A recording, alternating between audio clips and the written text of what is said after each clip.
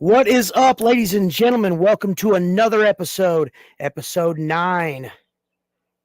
Episode 9. 9 of Wrestling with ADHD and Bruce. I'm your host, Bruce. You are the fans, and I'm going to introduce my special guest. Ladies and gentlemen, tonight on the show, discussing how he wrestles with ADHD. See what I did there? Hunter Storm. Hey, how you guys doing? Hey, what's going on, man? How you doing? Oh, just living the dream, dude. Living the dream. Living man. the dream. Hey, how you guys doing? I hear that. Hey, what's going on, man? Hey, How you doing? sorry, guys. That was me adjusting my privacy settings so that everybody could that's going to comment can comment on my in the comments section. All right, so I don't know if you'll be able to see the comments. You may not, or you may. What I'll do is, as they come in, and if they come in, I will. I'll pop them up in the at the bottom, right below, right above where that little ticker is doing its thing. Yeah, I got a little drop down for chat too, in case I need to see it. Then it's there. Oh, okay, cool.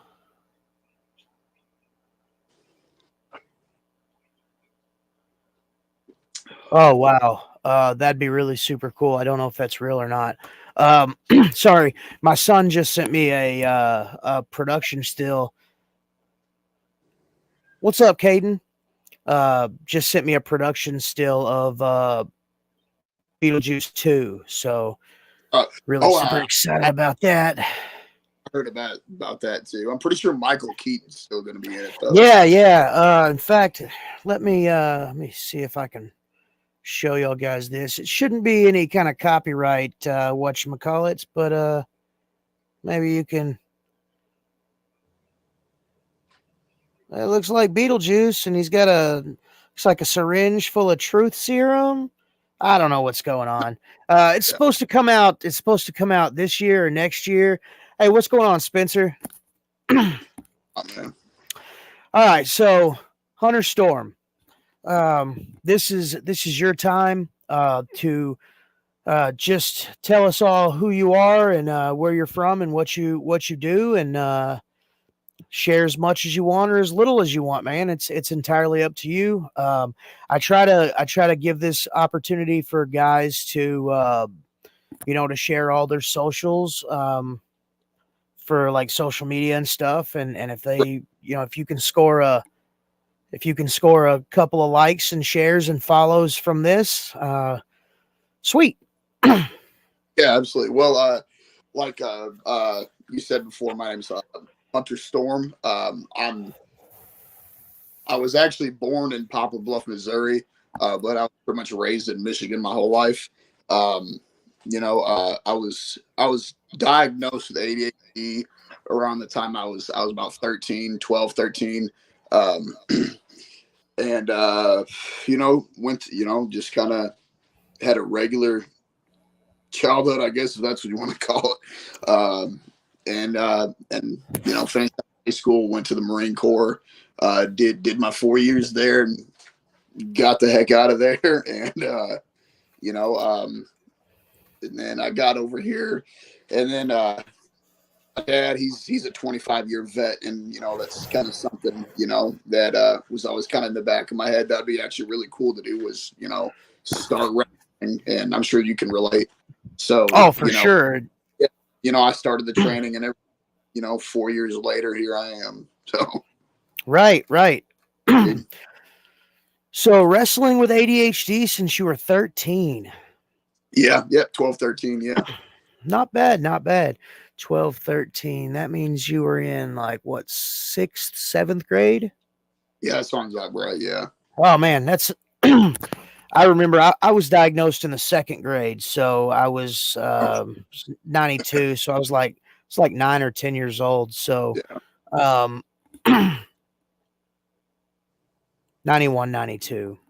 Yeah. 2nd grade.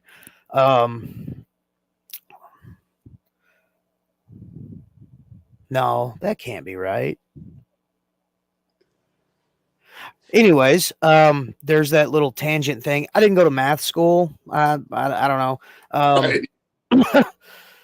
Marine as well, so math is not my strong suit. No, I relate to that one, dude. But yeah, so growing up, like, what are some of the what are some of the things that you had to deal with Well, man, definitely.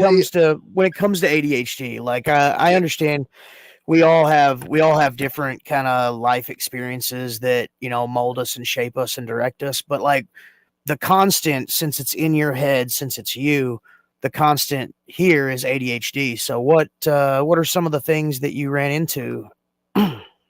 man, probably the biggest one for me is, like, even as a kid, I was always a creative dude. So it was super hard for me to stay focused on one thing that I had in my head and sticking with it, because I would be like, okay, I don't like this anymore. I'm gonna start something else and not even get halfway through it, and then I'm gonna start on another thing and eventually go back to that other thing and finish it and never do.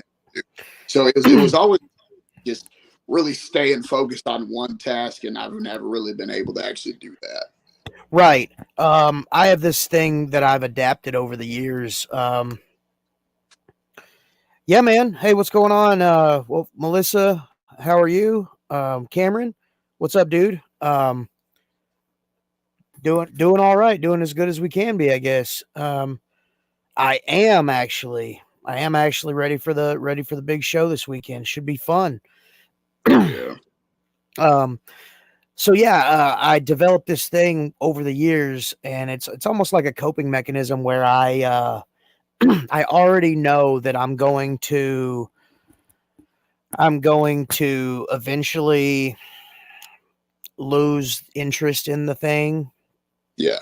and so I don't necessarily get rid of it, because I know that okay, this week I might not be having fun with it, but next week I will most definitely be having fun with it.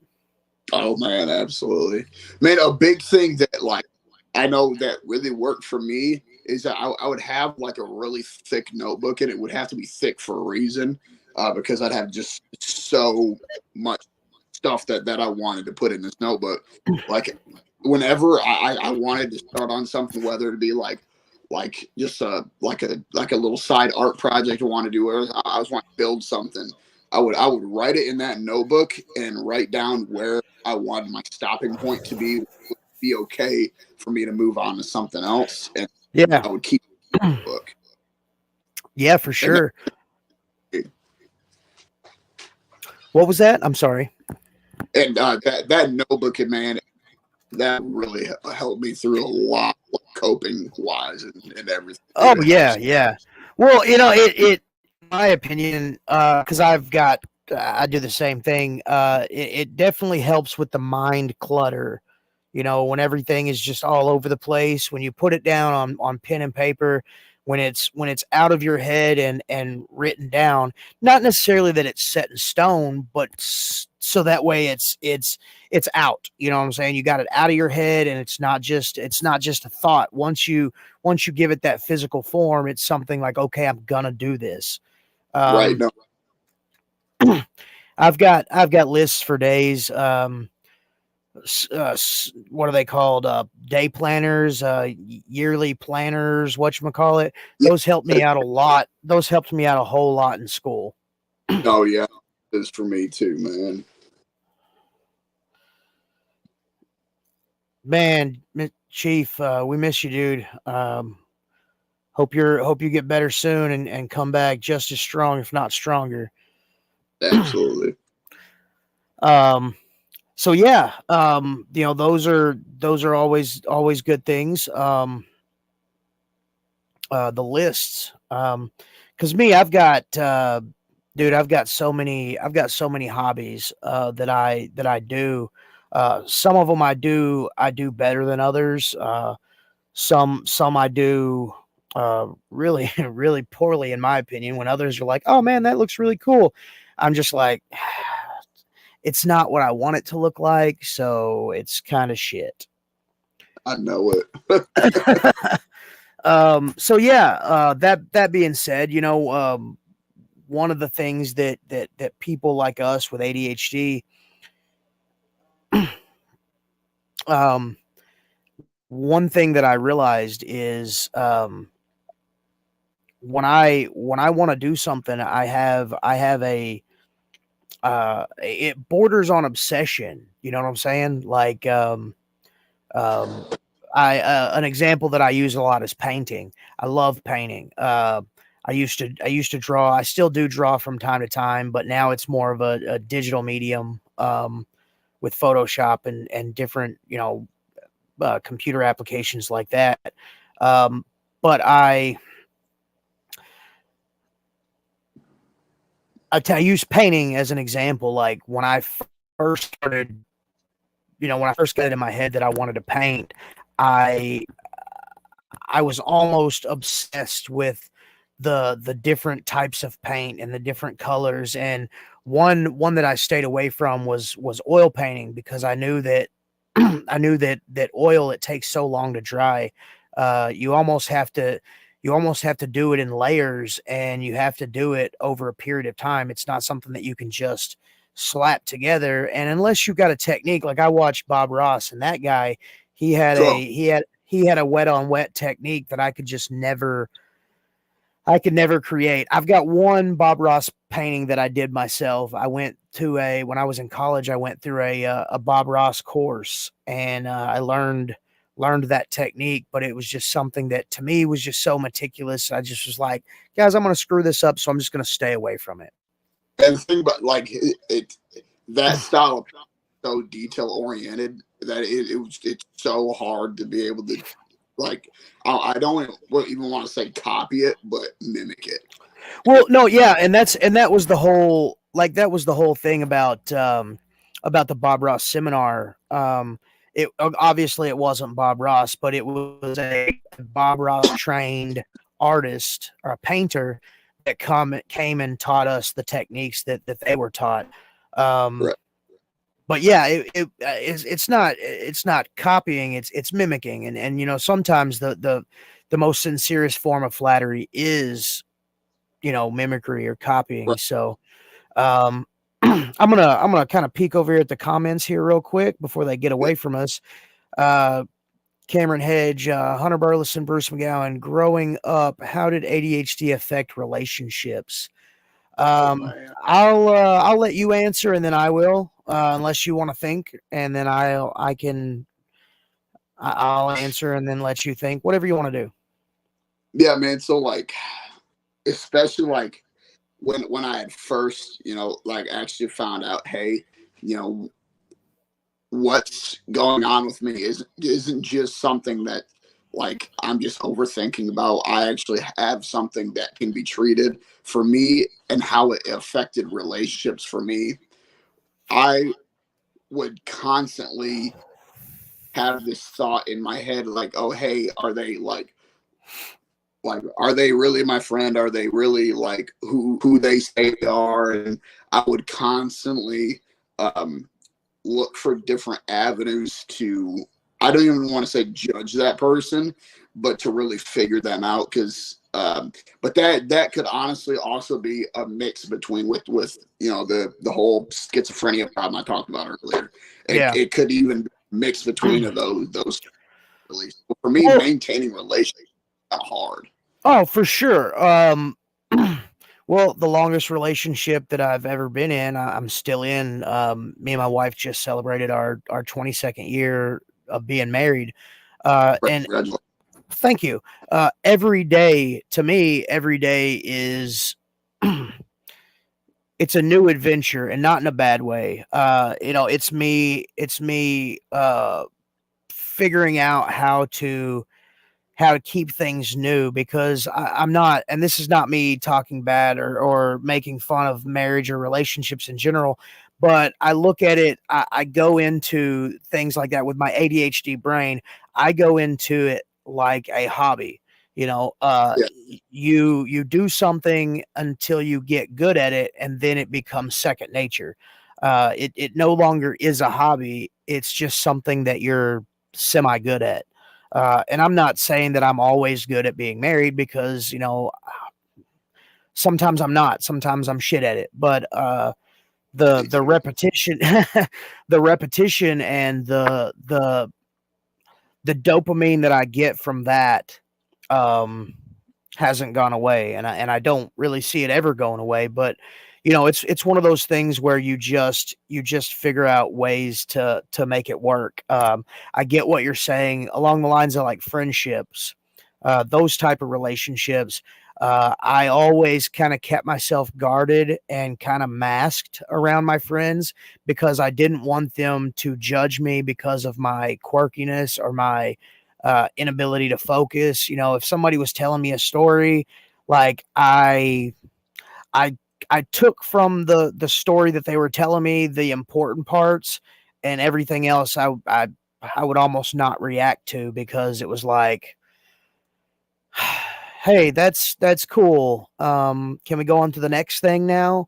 But again, those friendships friendships don't really work out that way. So you can't just kind of rush them along. You have to just let them get what they're going to get out, and you just kind of have to be like, Just there for man. do what? You're just there for the ride, dude. Yeah, you're just there for the ride. And don't get me wrong, like there's sometimes where me personally, I act like I'm engaged, because that is the thing that you're supposed to do as a quote unquote normal human. I don't classify myself as a normal human, but that's kind of the thing that you have to do. You have to act normal, or people are like, something's wrong with this guy. So yeah, Cameron, relationships, man. ADHD affecting relationships. It's for a lot of people, it's, I wouldn't say a struggle, but it's a task. And most tasks, even struggles, most tasks can be completed and effectively navigated. But it's one of those things where a lot of the times your emotional connection to somebody kind of outweighs your chemical wiring in your brain, and you just do what you have to do to keep that relationship.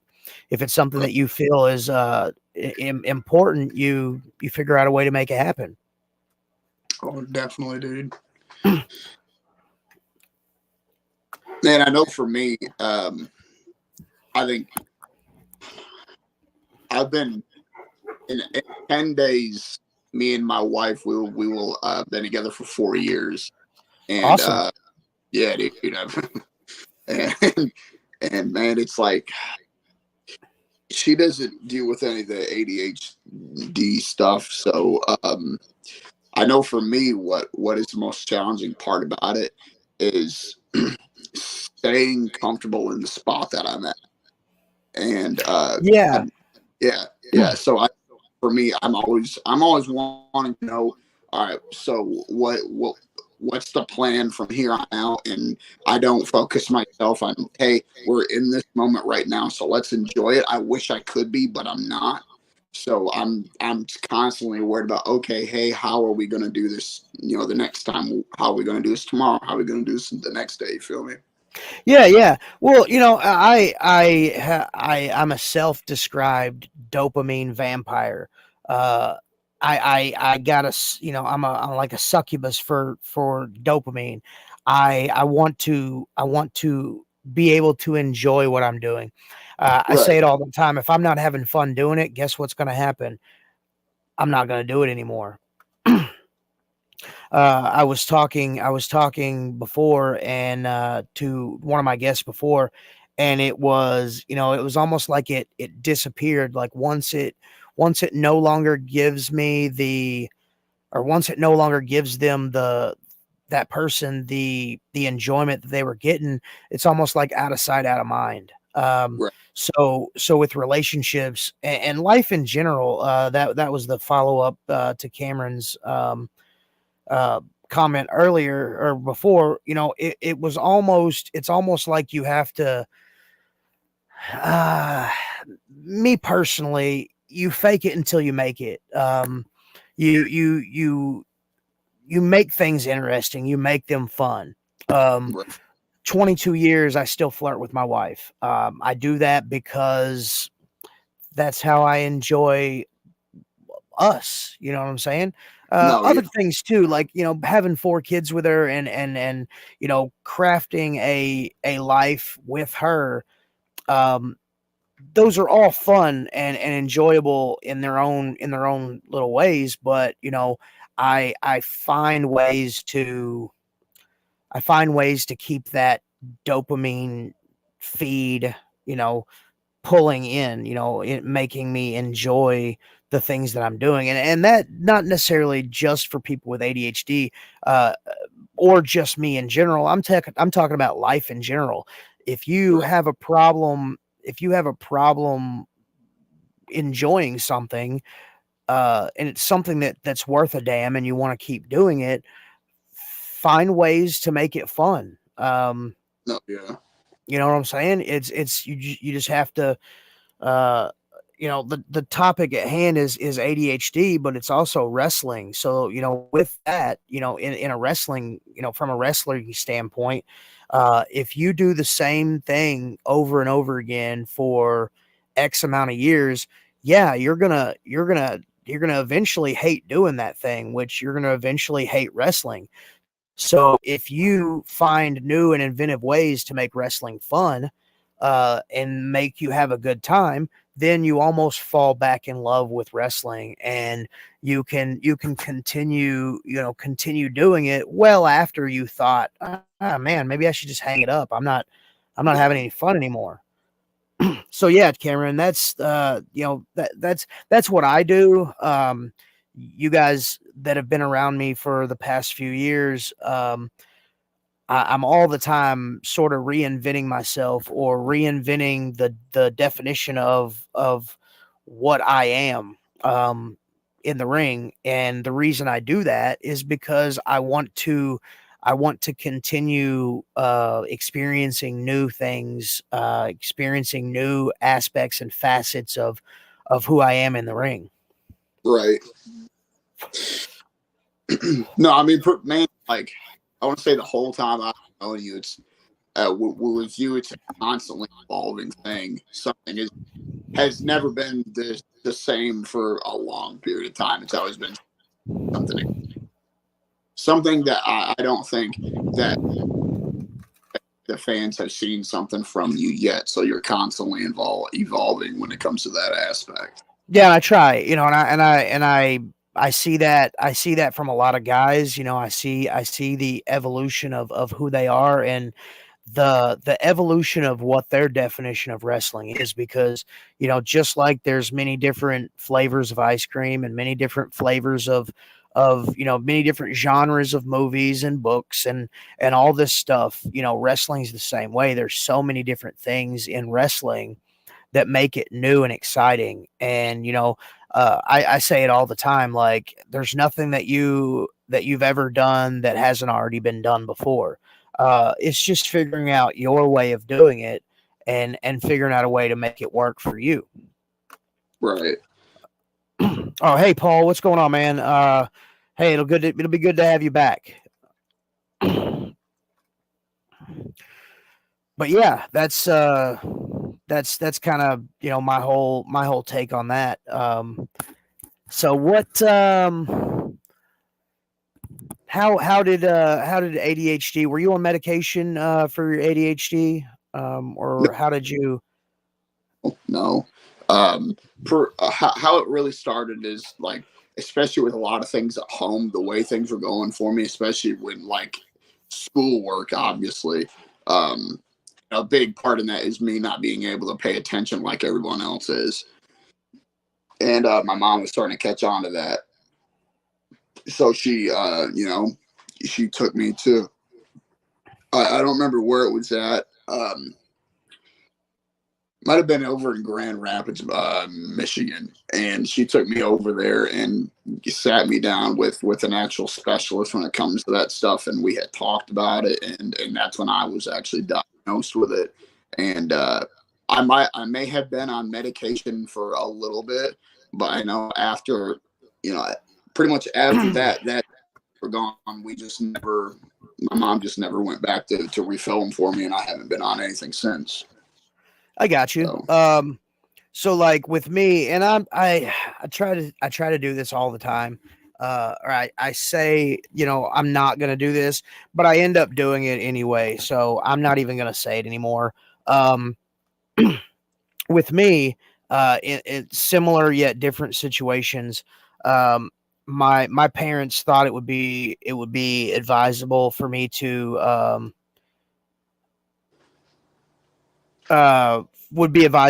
take medication, and one of the first medications I took was Ritalin. And I No. started off at a really low dosage, 5 milligrams once a day. And then it bumped up to 10 milligrams, 5 milligrams twice a day. And then, 15, and it just went up, from the second until about the ninth grade. I was going to join the ROTC. I was living in Millington, Tennessee, and I was gonna join the ROTC, and the guy that I talked to was like, "Hey, shows that you're on medication for ADHD. Just to let you know that if you plan on joining the military, or if it's even a thought in your head, if you want to keep that option open, from the ninth to the 12th grade, you cannot be on any medication, because that will disqualify you." And I was like, well, I want to keep my options open because I wasn't the best student, in general. So I was like, here's what I'll do. I'll keep that option open, and I'll do my best. And if there's a situation where, I've really got to buckle down and I've really got to focus, I'll keep my prescription just in case. Yeah.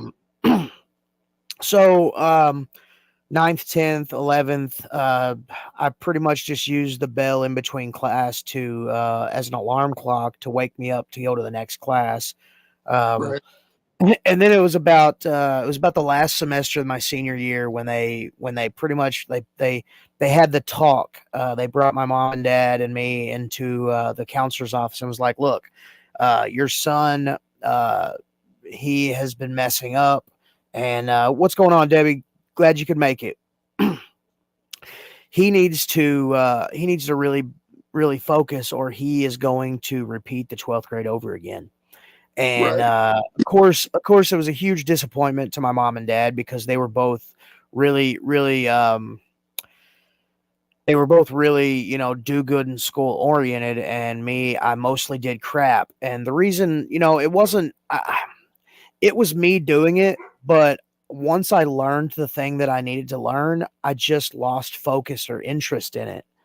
Right. So, why would I want to sit there and listen to a teacher talk to me for 30 minutes about something that I honestly already knew the answer to? It was almost like, hey, you taught me what. Hold on a second. There you go.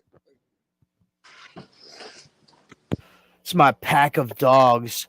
So yeah, you've already taught me what 2 plus 2 is. It's 4. Why do you have to explain to me the intricate details of taking 2 things, adding 2 things to them, and then having 4 things? Why do I need to know anything else? Right. What's the actual point other than just trying to cram a bunch of stupid stuff into 30 minutes at a time? No. Let's go on to something more fun.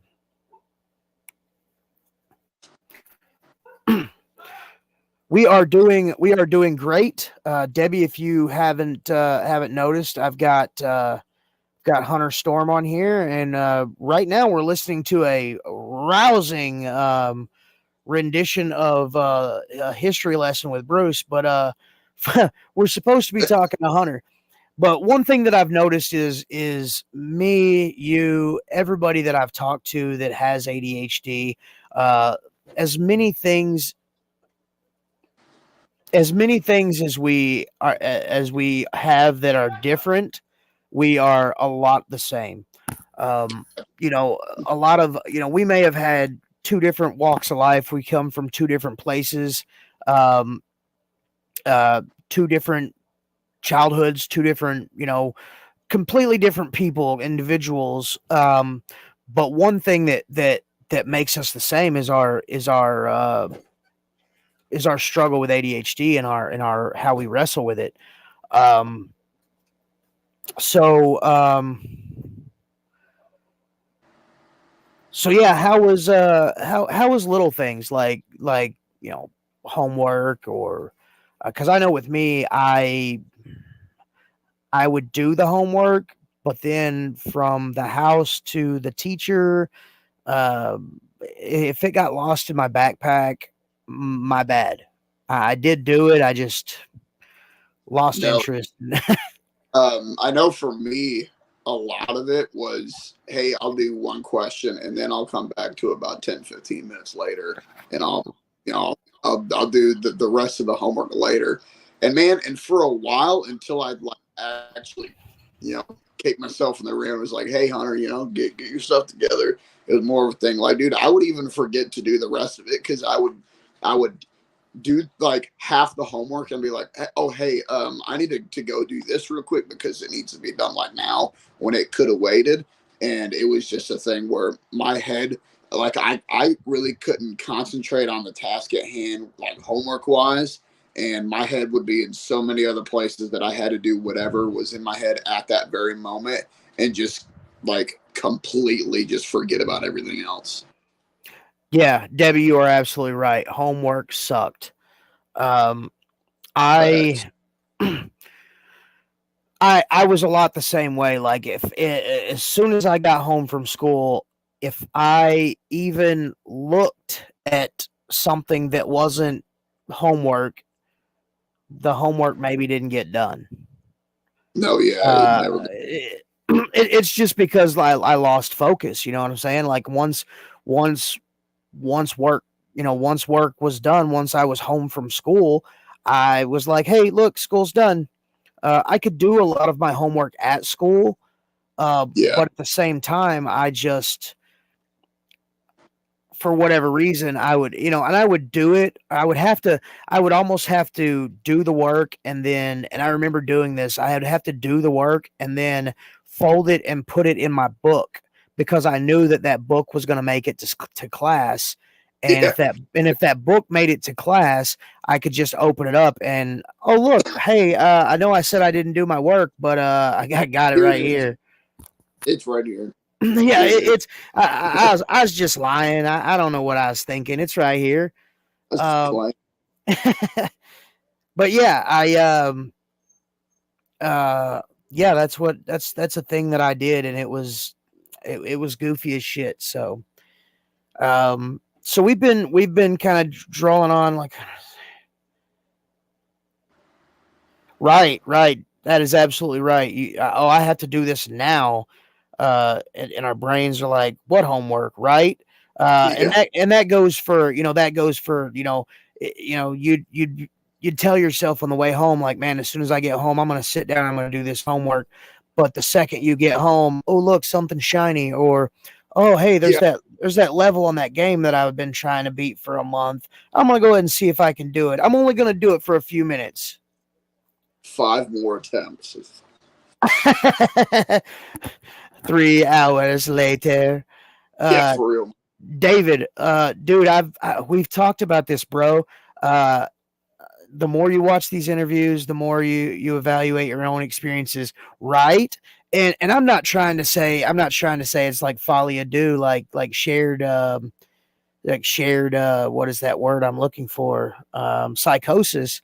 But you know, a lot of people go their entire lives and aren't diagnosed and just end up thinking from as young as they can remember until they finally do get diagnosed is, man, I'm broken. I've got a learning disability, or I can't learn, or I can't be taught. One thing that I've found in my research is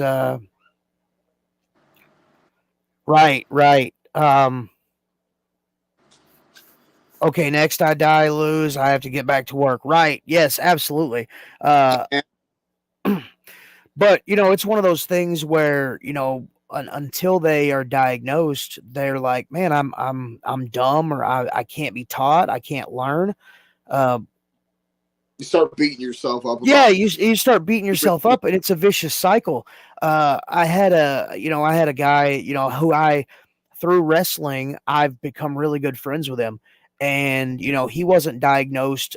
I think he was diagnosed like 10 years ago, and like he spent his childhood and early adulthood, um, knowing that there was something wrong, but not being able to put his finger on it, or not being able to say, hey guys, I want to do this thing, but my brain's telling me that there's should be some tapping noise because I'm going to get some enjoyment out of that. You know what I'm saying? Or just some weird thing like that. I've got a, it's not a fidget spinner. It's just a regular ink pen. Uh, but I've taken the little thing out of it, and, I I can still click it without ink getting all over my inside of my pocket. And sometimes I use that to focus. If I'm at work, or if I'm in a situation where I have to be focused, I'll click that son of a gun until my thumb is, sore, just to remain focused. And it helps me center myself, and it helps me to realize, hey, you got stuff to do, bud. Um, Pay attention. I know a lot of it for me was this could be with like literally anything, but like I remember being in school a lot, and I would have, like, let's say I had to go to the bathroom or something, right?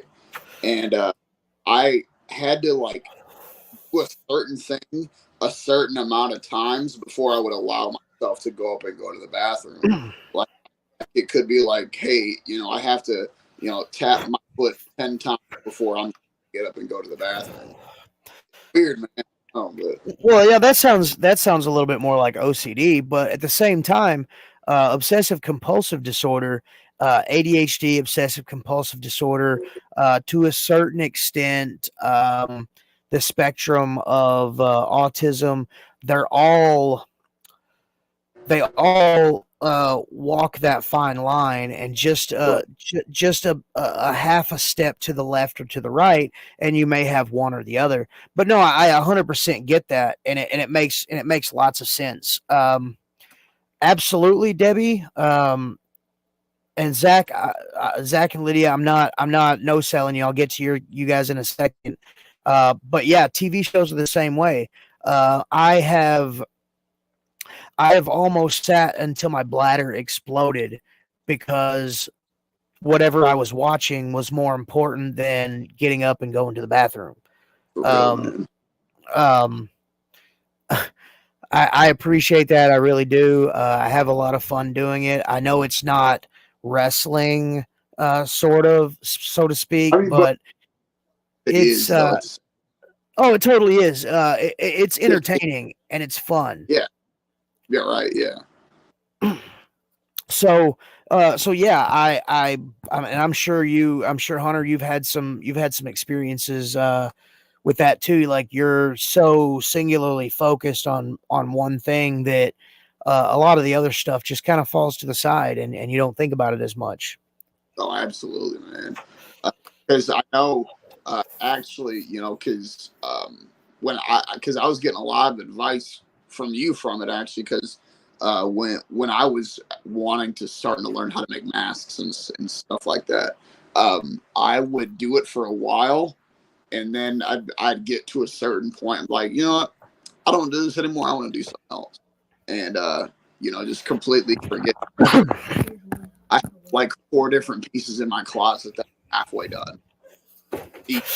Right. I've got several different gear designs that I'm working on, that are in various stages of completion, Yeah. because like in my head, and that goes for my artistic side. In my head, I have an idea of how I want something to look. how something has to look. You know what I'm saying? Yeah. And if it doesn't look like that, then I'm going to either keep working on it or I'm just going to trash it because one, I may not have the means to do it, and that really bugs me. Or two, I may have gotten to a point where if I continue, I'm just going to screw it up because obviously I call it losing the artistic touch. Not necessarily losing it, but the artistic touch has gone away. So I need to take this thing that I'm working on and I need to put it to the side because eventually I'm going to pick it back up and then the juices will be flowing and everything will be where it needs to be and all the pieces will fall in line, so to speak. Man, a big thing I do, especially like with gear or anything else, I'll be at a good pace where I'm almost done. It's like, hey, this is starting to look really good. I'm happy with how this looks. And be like, but it could use this as well. And I want to add this. And when I do add this certain thing, I just ruin the whole thing. Right. And well, what I do is from time to time, it ends up completely ruining it to where I can't go back and correct it. You know what I'm saying? I have to completely wipe the slate clean and start new. Yeah, it's very frustrating. Yeah, Debbie, like I said, I have several hobbies. She wants to know if we've tried putting it towards like projects like model cars and stuff like that. The problem with me, and I'll let you answer first. I'm sorry. This is Wrestling with ADHD and Bruce, but this is not about me. So go ahead. Good man. Like model cars, probably not because I'm not that like I'm not that detail oriented with everything. I mean, in my head I am, but like physically, no. I mean, for the most part, like I do like to put my ADHD tendencies into like a certain project.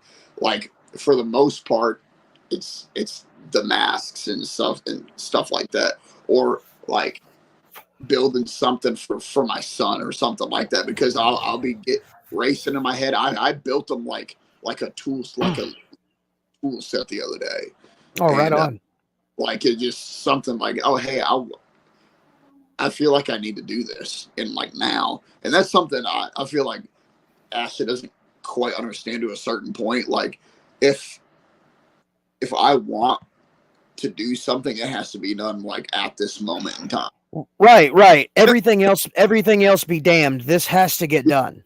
This is getting done immediately.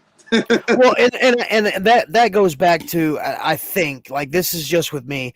That goes back to the hyper focus. You know what I'm saying? That goes back to the if I don't do this thing, I'm going to lose interest in this thing, and then the thing will not ever get done. Right. Yeah. So I think for people that and this is just my advice. This is not like scientific fact or proven or anything like that. I think for people that are living with somebody who wrestles with ADHD, in general, I think it would be best to just almost let the thing, like, don't get me wrong, like important stuff. If the house is on fire, not a good time to be painting your masterpiece, or something, a pipe bursts and water's everywhere. Probably not a good time to customize that next beautiful piece of wrestling gear. Right. But that being said, like if there's no real pressing issues, the best thing you can do for somebody with ADHD is to just sort of let them do their thing, because once that thing is done, then everything else comes. You know what I'm saying?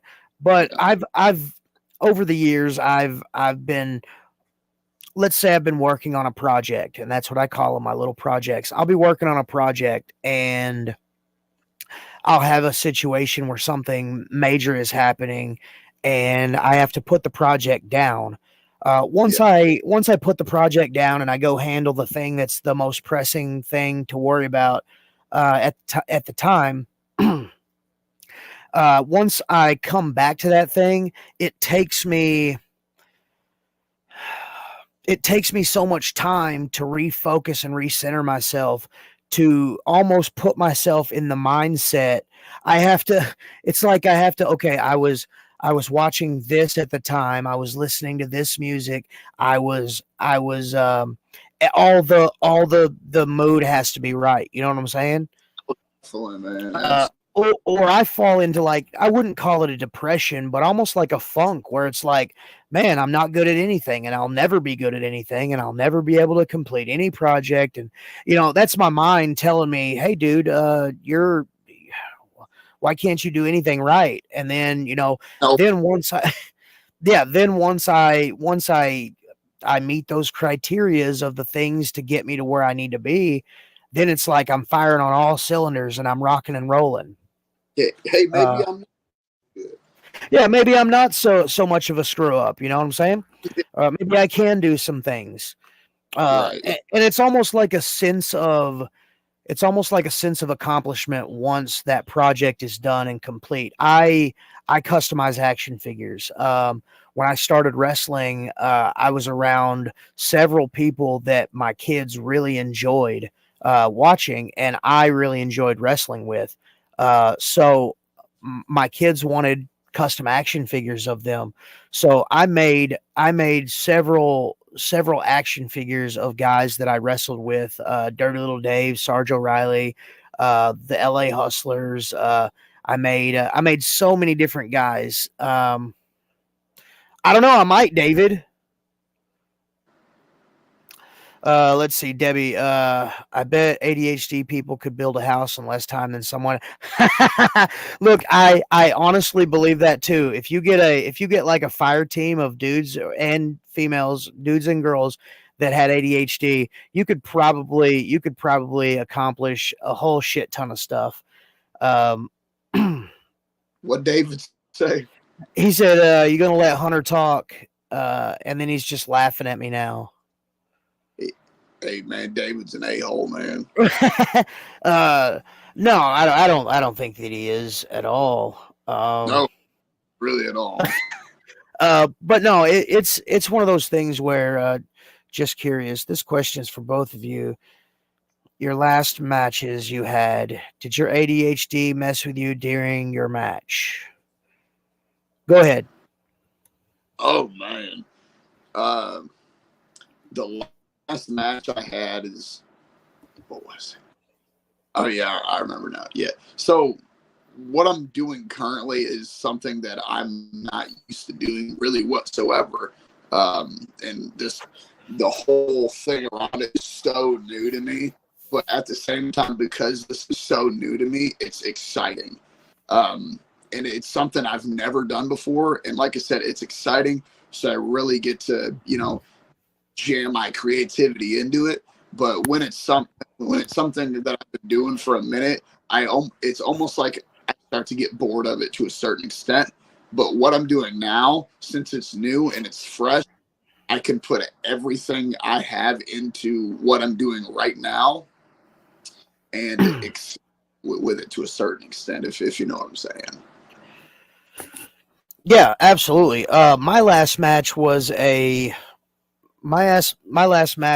an ADHD fueled fever dream. I absolutely loved it. It to me, it had wrestling, it had storytelling, it had creativity and costumes, it had theater, it to me, it encompassed what wrestling is to me.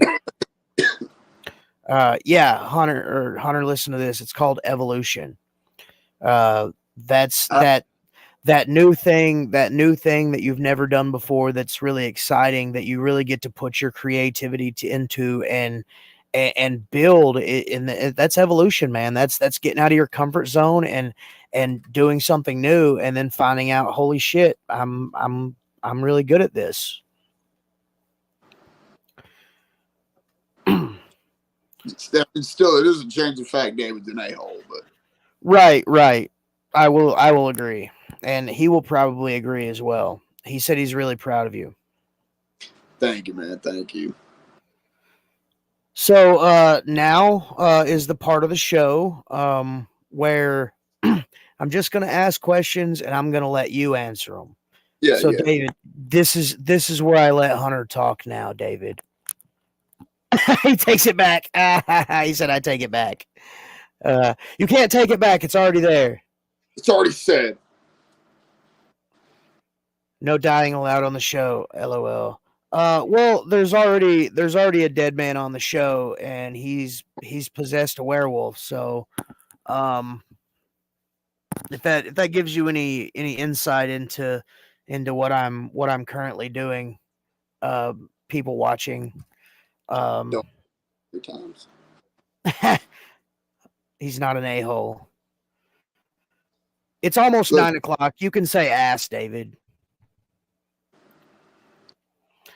All right, so let's get into the ADHD questions.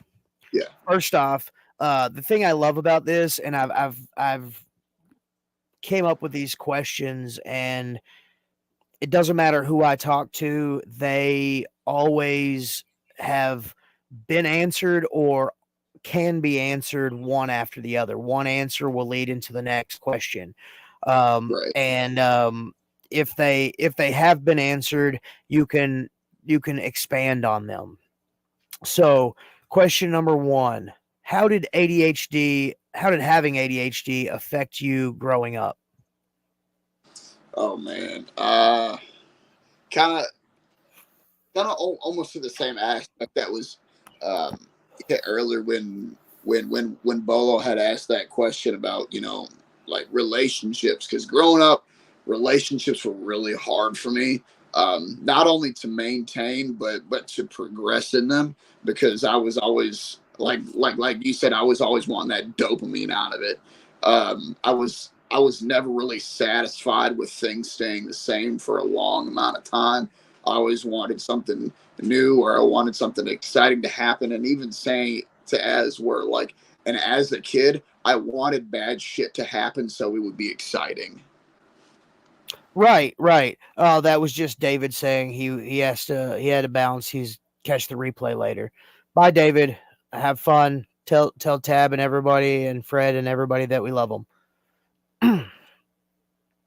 No, I completely agree. You had to, you want to make things new and exciting, and when bad stuff happens, there's that intrigue, there's that dopamine of how do we fix it. Right? Yeah.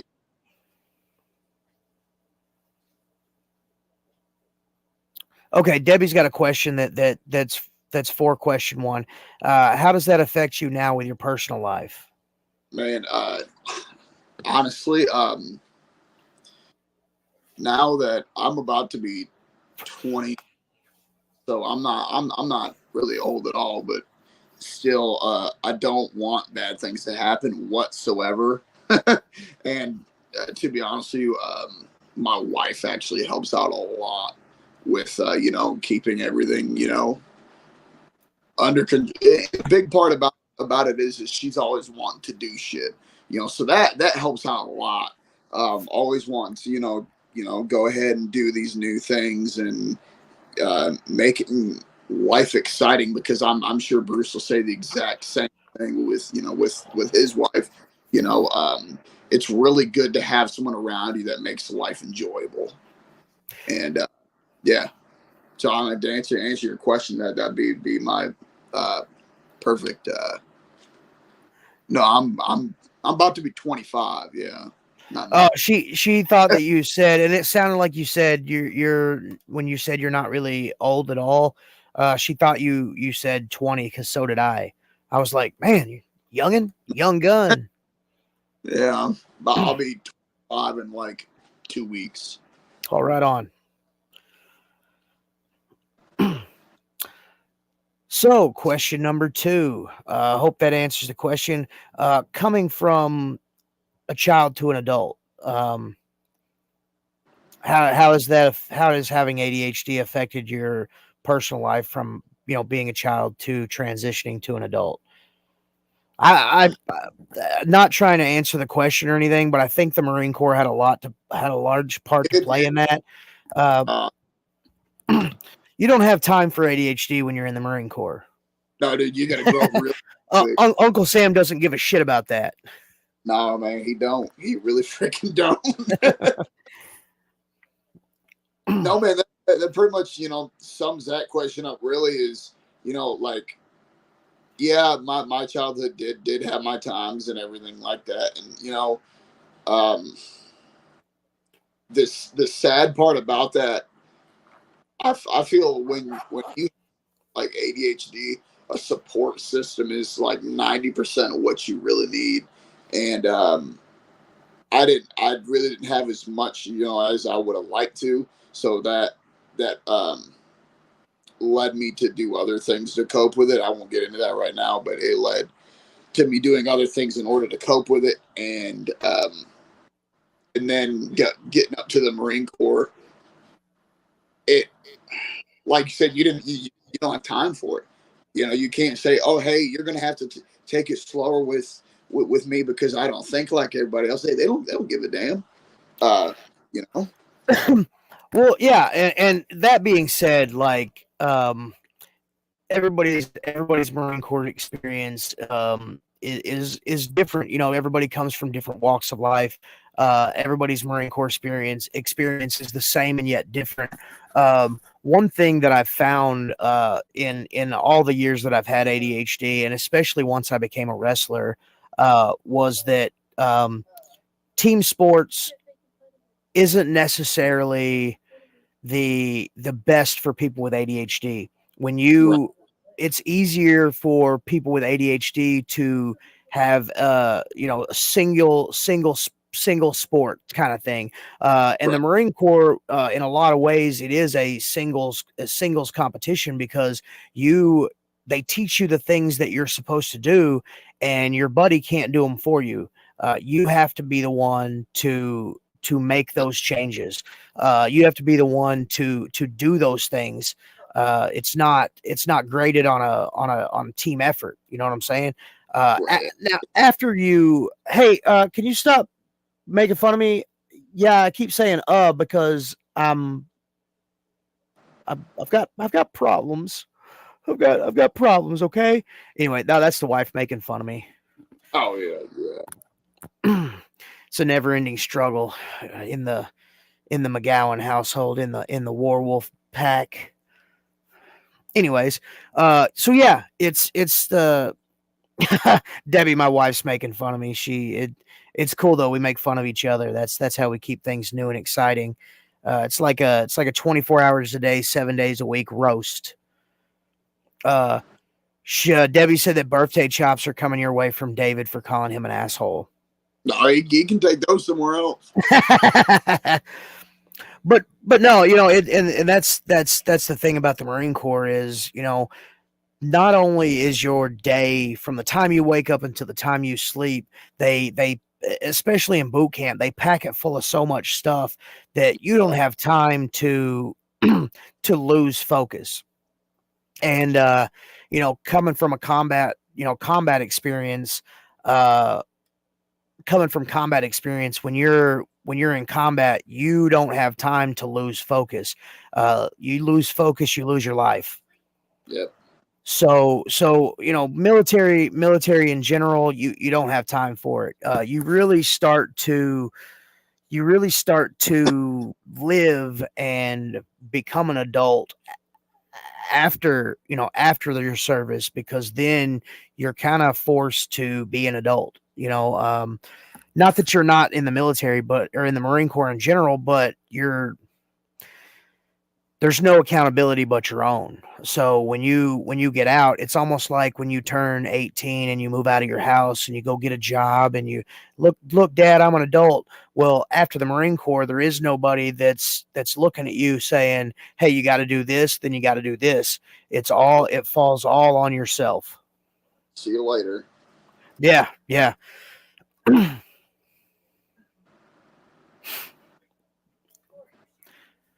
So yeah, question number 3. Wait, how's it affected your wrestling career? That was question number 2. How has having ADHD affected your wrestling career? Um, Man, I've been pretty fortunate to be surrounded by people like you, like my father, like Bolo. You know, a lot of those guys that go through the same things that I do, and the most part about it has been creativity wise. When I will have something going for me that I really like doing, and then I'll be doing it for maybe like 4 or 5 months or so. I'll be like, all right, it's time to change it up a little bit because it's getting boring to me, and I want something else with it. And man, I feel like wrestling career wise. Oh, and another thing about that, I get in my head way too often. You know, I'll be like, and constantly I'll be like, hey, did that look like shit or no? Right. And A lot of yeah, a lot of that yeah, a lot of that has to do with insecurities that we have with ADHD. Uh, right, we're almost perfectionists to certain extents, and if if we do something and to us it doesn't look like it's the greatest thing ever, we wanna reach out and get that confirmation from somebody who knows, or somebody who at least watched and can tell you, hey, yeah, that sucked. Um, maybe don't do that again. right, Or maybe do it like this. right, yeah, yeah. So, what are some tricks that you've learned over the years? What are some wrestling moves that you've learned over the years to wrestle with ADHD? Um, like for me, the biggest help in, or like you said, a wrestling move to put down ADHD, I guess, um, is just to be confident, man. Um, be confident in what. Just to tell myself, hey, Hunter, you know what you're doing, and just trust yourself. And I think that has been the best thing I could have ever told myself, is just be confident. And hey, Hunter, you're doing the right thing. Stick with it, because you go and ask. I don't know. You go ask Bruce even about this, and guess what? They're going to tell you the same thing you just told yourself. Be confident. So Right. me, that's biggest help. Be Yeah, well, that's something that me and David have learned over the years, and once you are in it as long as I've been in it, as long as your dad's been in it, you'll be telling younger guys as well. Um, one thing outside of, like, don't get me wrong, like, wrestling, to me, wrestling is a sport and it's entertainment and it's all of that all balled up into one. But wrestling is where I can be silly, or wrestling is oh where I yeah, can I can be something that on a regular basis I can't be. Outside of wrestling, me personally, I've adopted what I like to call, you know, normal for ADHD, where I internalize all of my, quirkiness and my craziness, so that I can have normal conversations with people that that don't have ADHD or don't know that I have ADHD. mm, I've been wrestling for 14 years, and it wasn't until I started this podcast this year that some people had any idea that I had ADHD. And I've had conversations with people that have known me my entire career and have been like, "Wow, dude, if I would have known you had ADHD 10 years ago, or 12 years ago, or 14 when you started, I might have treated you differently, or and not in a bad way, but I might have taken a little more a different approach in teaching you this, or having you learn this." because I mean, uh, whether they realize or not, we learn differently than a lot do. right, You know, right. Not everybody, I'm way more of a hands-on learner. I have to mess something up to get it right. You know what I'm saying? I have to physically mess it up with my hands to do it right.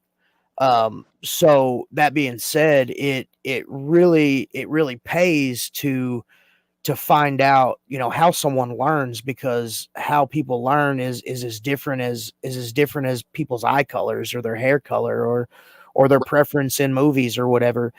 Everybody learns differently. Right. So yeah, I adopted one of the moves that I learned to wrestle with ADHD is normal for ADHD. I watch people and I see what they do that looks normal, that's like normal human behavior, and I internalize all of my little quirks and my fidgets, and I just do normal stuff so that people don't think that there's something wrong with me. You know what I'm saying? Yeah, I feel you.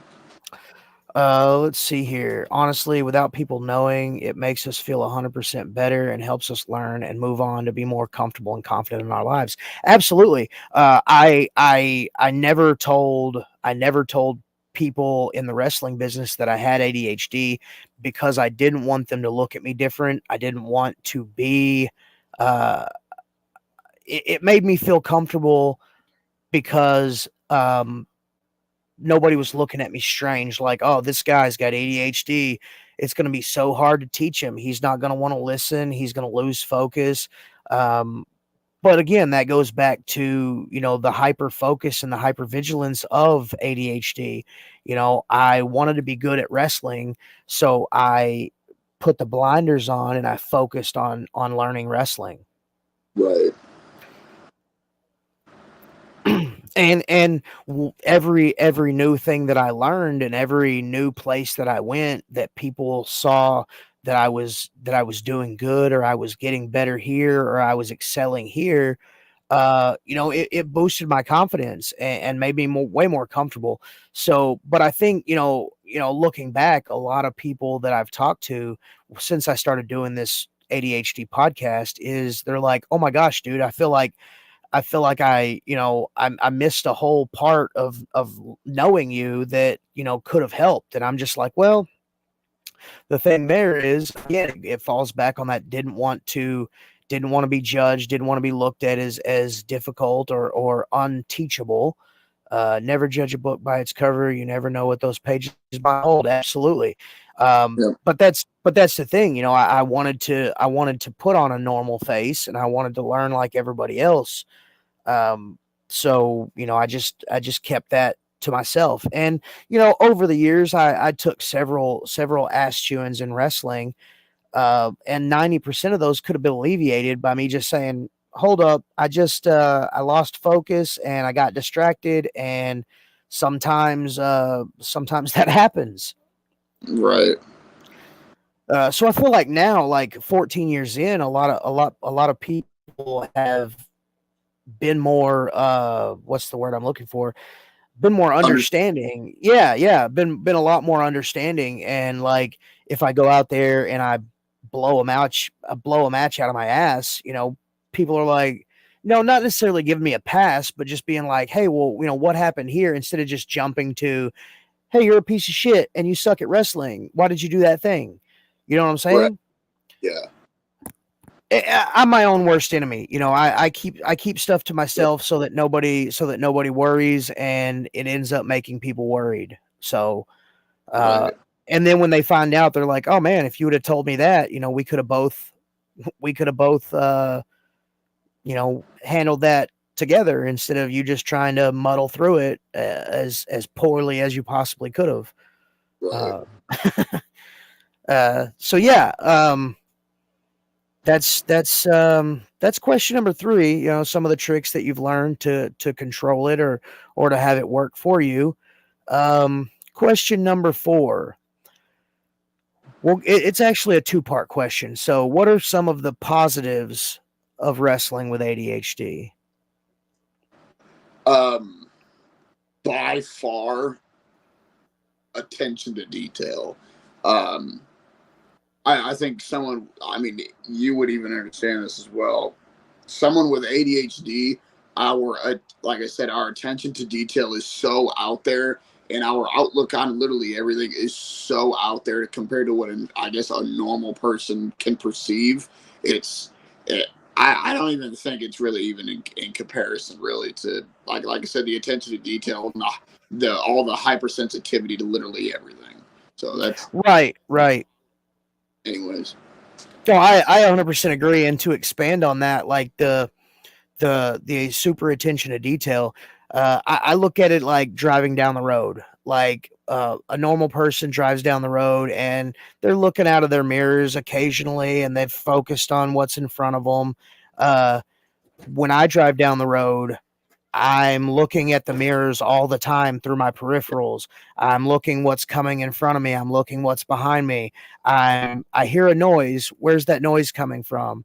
Right. What is that? Why is the engine doing that thing that it's doing?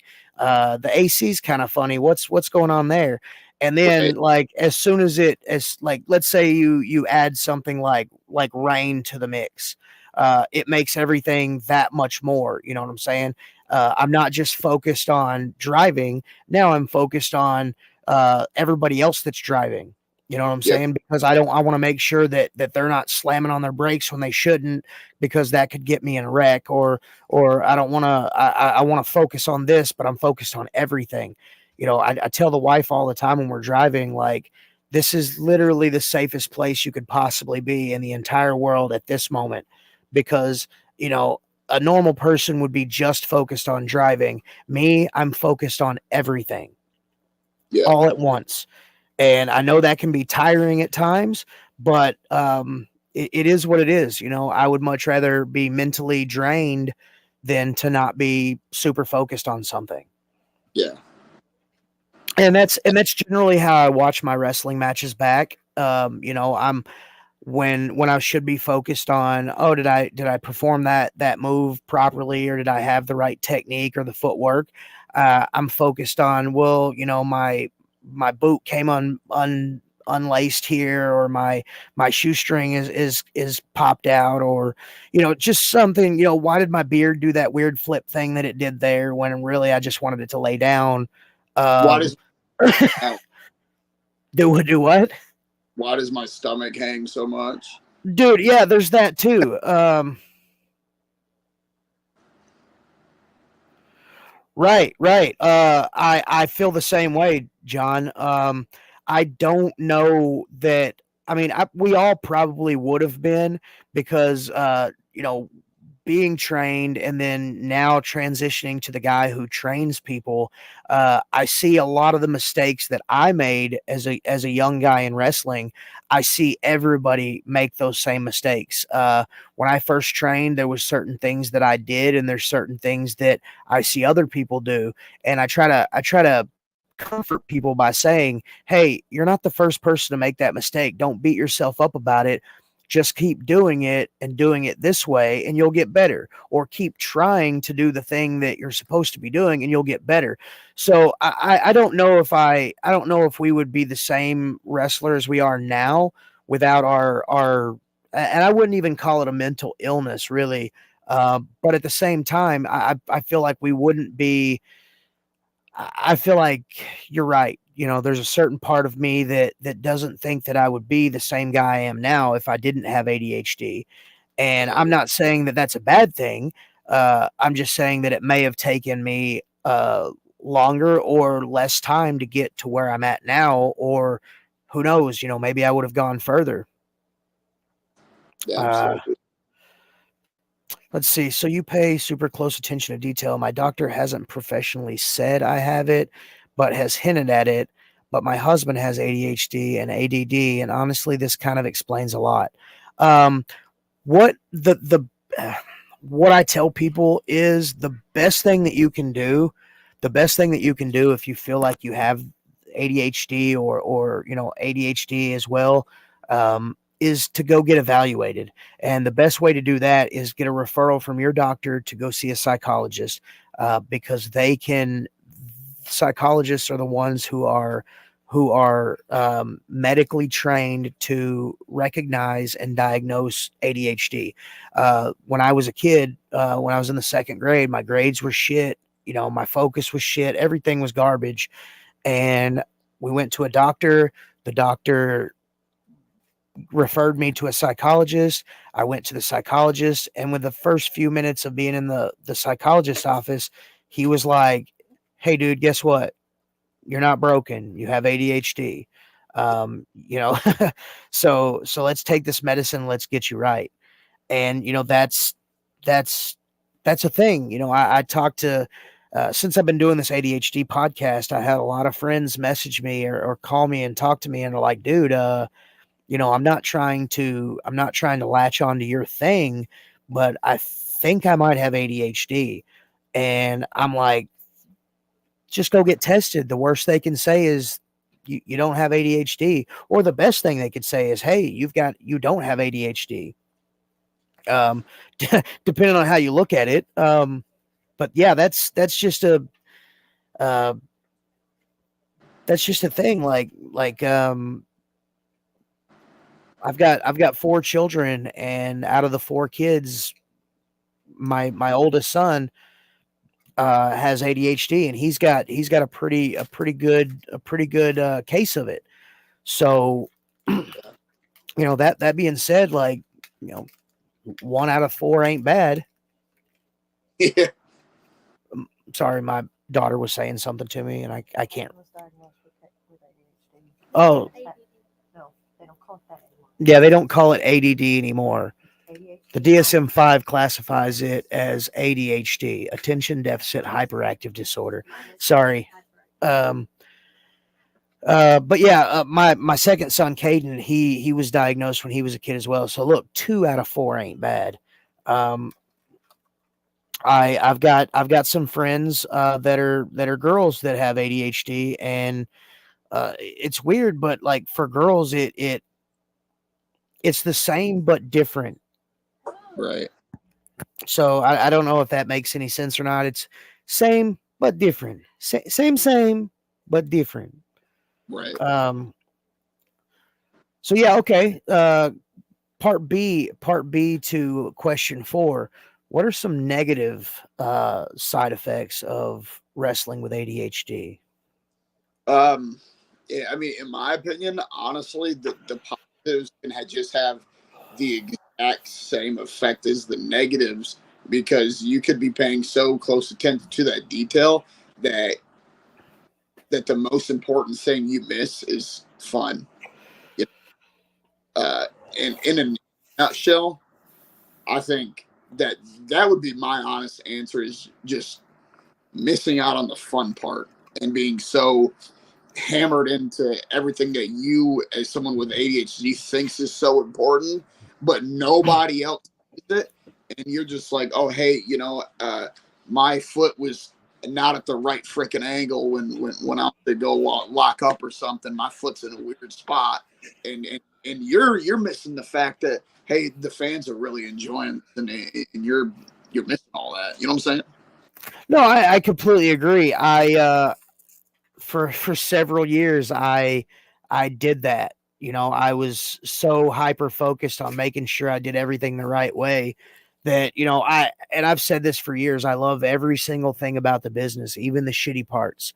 But I I hyper focused on the details so much, and even more when I messed up the little details, that I was in my head, and I didn't realize that, hey, I'm a wrestler, and I'm getting to do cool stuff that people don't normally get to do.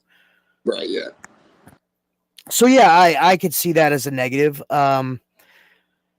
One thing that I used to do, and I don't do it so much anymore, is I was so super focused on everybody's little inside baseball. I was so super focused on everybody's spots that I would end up messing up my own or missing my own spots, because I was so worried about making sure I knew what everybody else's spots were.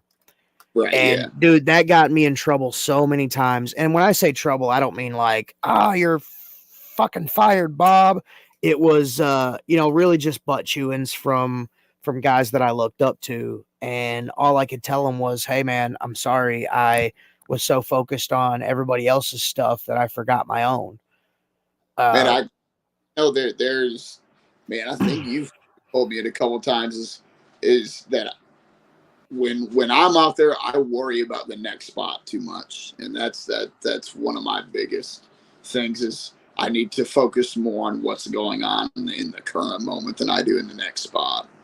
Right. Well, and that, that right there, that's almost a double-edged sword, because you wanna know what's coming up next, but at the same time, you don't want to rush into the next thing. You wanna be in the moment. So, that being said, I had a guy tell me, a guy that I watched on TV for several years. I asked him a question at a seminar, and he told me, he's like, look, why are you worried about, let's say you and me are wrestling. Why are you worried about my moves? You can't do the moves for me. Right. The only moves that you can do, and the only ones that you're responsible for doing, are yours. If I forget my moves, that's on me. Right. So if Yeah. if you forget your moves, man, that's on you. That makes you look like shit. So the best thing you can do, and the only thing that you're ever asked to do, is just call your own spots. You know what I'm saying? Just handle your own spots, because it's really on the guy that you're in the ring with to know his. Yep. And I was so, like I said, I was so super focused on everybody's spots that I ended up shitting the bed and forgetting my own. Yep. So, for him to tell me that, and that was, man, that was like 4.5, 5 years ago. I'm a completely different wrestler now than I was back then, because I took it to heart, and I realized that, you know, I can only be responsible for what I'm doing, not Yep. the guy that I'm in the ring with. That's on him. And if we're both professional wrestlers, we should be doing that. Oh, I like this one. Debbie wants to know, where do you see your wrestling career going forward right now? Uh, Hunter Bolo, new tag champs, waiting to see what happens, hopefully. I mean, man, for me, what my whole mission in this is first, to create my own legacy, not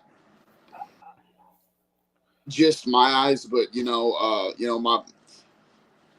my father's a vet at 25 years. I want to I want to do the name proud in that aspect too. But man, I want to have that effect to where when people go home, the the the kid's still talking about it. The kid's still talking about me. They go to school the next day. Oh, hey man, you should have went over there. They did this and this, and it was awesome. And I think the main thing about even that is somebody in that crowd can be going through the worst time in their lives, but for maybe 2 to 3 hours, it doesn't even matter anymore. That's out the window. What they're focused on at that very moment in time is what's going on in that ring right now. And that's the type of legacy that I want to leave behind. And if I get somewhere with it, great. That's everyone that's doing this. That's everybody's dream, is to get somewhere doing it. If it happens, great. If it don't, I at least had fun trying. You know what I'm saying? Right, right. The journey is much more fun than the destination. Uh, Tyler wants to know when the clown gimmick is happening. Man, that was something that is in my mind, and hopefully I am able to do it one day. I hope, like I said, I hope I'm able to do it, but it's just one of those things that are back there, and I'm ready to do when the time's right. Right, right. Good answer. I like that. I like those kind of answers. Um, so the last and final question before we bullshit a little bit. What is something that you would say to kid you? Like Oh, adult you right now comes up and just walks by kid you, before or after you were diagnosed. What's something that you would tell yourself? um, honestly, I feel like I would say to myself is accept things for the way that they are currently, and be the most, if you have to be that confident asshole, be that confident asshole, because it's going to do you a lot more favors than making somebody upset. Because at the end of the day, they're going to wake up in the morning and be over it. But that confidence that you have in yourself, that's going to last you for the rest of your life. And and me talking to my younger self with ADHD, it would be like, find coping mechanisms that work for you instead of what's been working for everybody else that that has ADHD. Find ones that work for you and you only. Find ways to better yourself in the ways that you know how. That's what I would say. Good, good. Great answer. I love these. I love the last question the most. Don't get me wrong. All the other questions, I really enjoy. I love hearing the answers to, but number 5 is the absolute best. And I I like. say that, I say that because every single answer is different. But at the end of the day, if you stack all those questions up, every single one of them are equally important. You have, you have things, as you grow up, while you're growing up, you view the world through a different lens as you do as an adult, and Absolutely.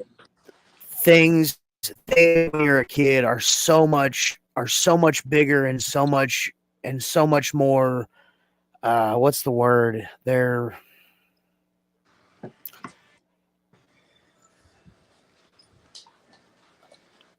I don't really know the word I'm looking for, but they're just so much. Um, if an adult or if somebody says, "Well, why can't you learn this?" or "Why can't you do this?" and you don't know, even if you've been told I have ADHD, you have ADHD, and you learn differently, you don't know because you want to learn it or you want to do it, but there's something inside of you that just will not let you accomplish that goal at the moment because you don't have the tools. So, I just love these answers because, every one of them, they're just positive, reaffirming, things like, hey, kid, th- you know, this doesn't last forever. The what you're feeling, it'll eventually go away and you'll be good. You just have to stay the course, or whatever the message may be. But Yeah. it's all about just positivity and letting kids in general that have this diagnosis know that, and even if they don't, it's a good message to pass on to kids that don't have ADHD. um Everybody learns differently and everybody's pace is different, and you don't have to be the same as the person to your left or to your right, because you're you. Right. Yeah. Absolutely. So now that all the questions and stuff is out of the way, let's turn over here to the comments. This one might make you feel good. As one of the security guards for OCW, I can tell you I have heard a few adults and kids talk about JT throwing the acid on you, and I'm glad to see that you're healing up rather well from that. Thank I'd you. like to know the number of your plastic surgeon because I kind of look like Frankenstein that's been slapped with ugly. Um, had a little girl and her mom ask about you last week before you came out. That's super cool. No, that always So makes me feel good, man. so she can say that you definitely leave them all talking, have left them all talking for the last couple of weeks. I think one thing that is affirms us in the positive direction is that we're making an impact. Whether no matter how big or how small it is, there's still we're doing the right thing. Yeah.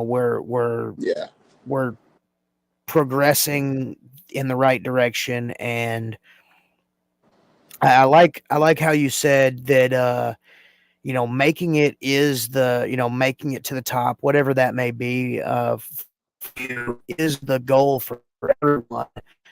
But even if you don't make the fact that you went out there and you tried, that's just as good.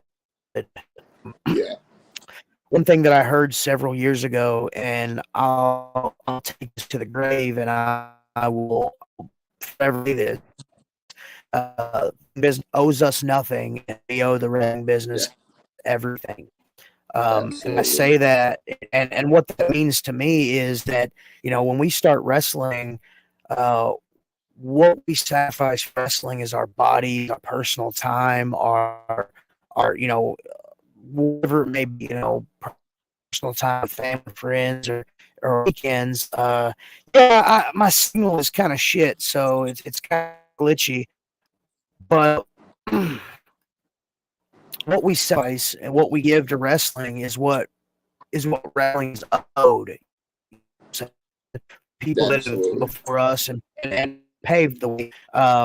You only get back what you put in. So, the sacrifice that you make today is going to be returned down the line, and there's no guarantee when, as long as you keep pushing forward and keep making it happen. And that's in life in general.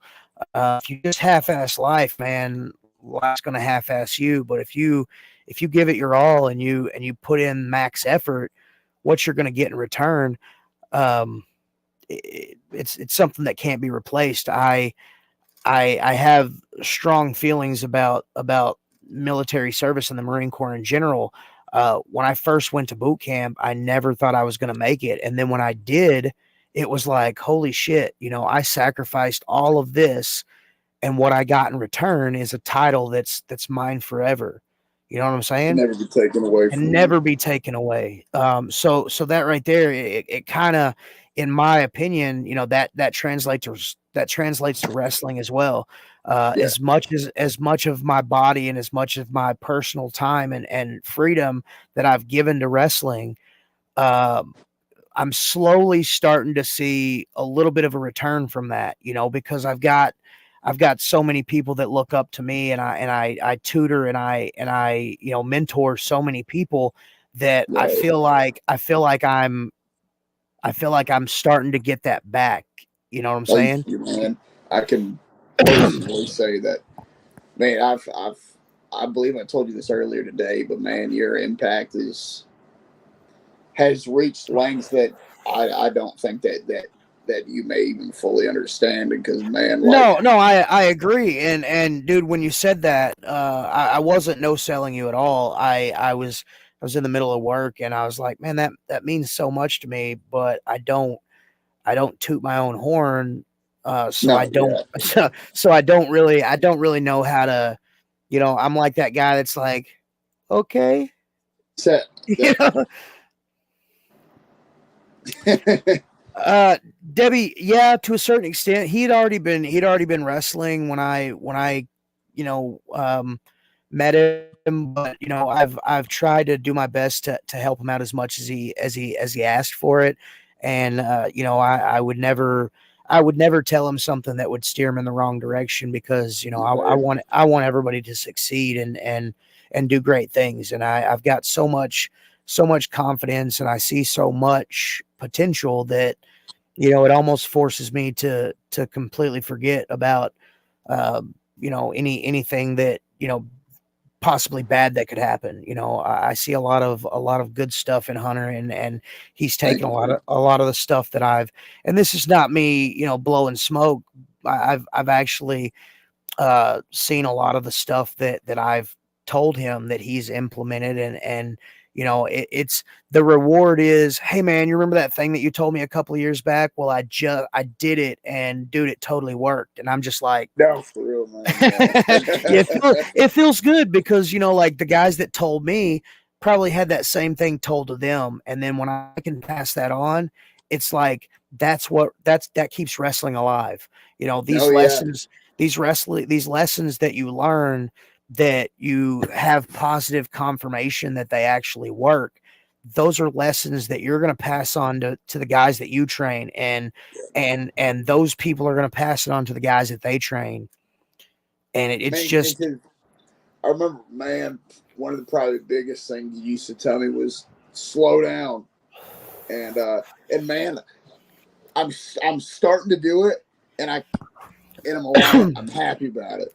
Right, and I've seen that, because when I first got told, "Hey kid, slow down," it was just that. It wasn't, "Hey kid, slow down because of this." Hey kid, Right, slow yeah. down because of that. It was just, "Hey kid, slow down." And then a couple of months would go by, and I'd run into that guy that told me to slow down, and I'm like, I'm slowing down. Do you see it? And then I would inevitably get that, "Yeah, I see you slowing down, but I need you to get a little slower." And I'm like, Yeah, yeah, "Come on now." And it wasn't until a couple of years ago, actually last year, the year before last, I did a seminar, and the guy actually explained why you slow down. And I was like, "Oh my gosh, in 12 years it had never been explained to me like that." So it yeah, makes sense. It's not one of those things that's just like an empty critique, like, "Oh, if you slow down, you will eventually speed up," or some dumb shit like yeah. that. Like some Confucius type Yeah, like shit. some Confucius says, like I don't understand. Explain it to me. So when it was actually explained to me, I I do my absolute best to, when I tell somebody to slow down, I explain to them the reason behind it. It's not so much because you're just moving at light speed, but there's a method to the madness of slowing Yeah, down. And once I got that, then I was like, "Oh hell yeah, I'm gonna tell everybody this. It's not a trade secret. Like, we're all in the business, so everybody needs to know this." right, yeah, Uh, I don't care if you've been doing it for 80 years. Like, you gotta know why you're slowing down, because if you don't know right, why you're slowing down, you'll never know if you're slow enough. You know what I'm saying? right. Yeah, yeah, yeah. Until you physically until you physically if you until you do it yourself, until you slow down and you see that the reason you slow down is legitimate, you're like, "Oh, that's just some old dude telling me to slow down." You know what I'm saying? Like, you slow down, but you don't know why you're slowing down until you're told to. Right, It's almost like, okay, so I explain like my wrestling training like this. Like, I didn't I was trained how to do the moves, and I knew how to bump, and I knew how to do the moves, but until I got with a guy who explained to me the business, I didn't know why I did those moves. You know what I'm saying? I right. Yeah, did yeah, them. yeah, yeah. I just did them. Right, So whenever I got with somebody who, not saying that the people that trained me didn't know, but somebody who had done more and experienced more actually sat me down and said, "Hey dude, this is the reason why you do this," or, in this situation you would do this and this, because it leads to that and that. Then it was yeah, like, "Oh my gosh," the light bulb went off, and it's like, "Okay, now that I know how to bump, and now I know why I'm bumping, that makes me a better wrestler." Or, right. No, yeah, yeah. I know how to do this move, but now I know why I do this move. It almost finishes the equation, you know what I'm saying? Dude, exactly, man. And once you experience that, you're like, "Holy crap." Right. Absolutely. Well, and that's sort of why when we started the training academy, we included, myself, David, and Garion, because all of us had different experiences at different, we were all in different levels of our vethood, I guess, and we had all had different experiences in our travels, and we were able to give three different viewpoints for the same thing. You know what I'm saying? Right, And I love, and you're absolutely right, Debbie. When I watch Hunter, or when I watch anybody that's had some training by us, I see those shades of us in there, and so it makes me feel good that my version of wrestling, or that a version that I was taught is going to continue. So Right. that just means so much. It means the world to me. So I'm glad that you recognize it too. Um, so yeah, man, we've been on for an hour and 40 minutes. I feel like that's a good enough time, and a lot of people got to hear us talk. And David, if you're watching this at the playback, I gave him a shit ton of time to talk, and I didn't just talk the whole time. So there's that. Um, Well, man, I had an absolutely great time talking with you, man. oh, And sweet. sharing So did everything. I, dude. I'm so glad. I'm so glad that I finally got you on here.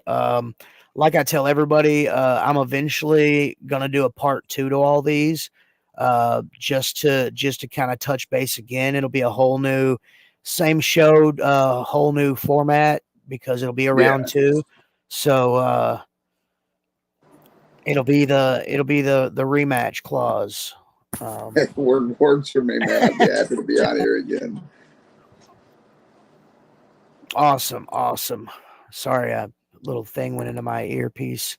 I don't know if y'all guys can hear these things or not, but anyways, ladies and gentlemen, thank you so much. Hunter, stick around for a second. I'm gonna go ahead and drop you out and say the goodbyes. Thank you for being a wonderful sport and amazing guest. Absolutely, man. Thank you. Well, ladies and gentlemen, that was it. Episode 9, Leatherneck. Wrestling with ADHD and Bruce. I'm your host, Bruce. Love you guys. I will see you next show.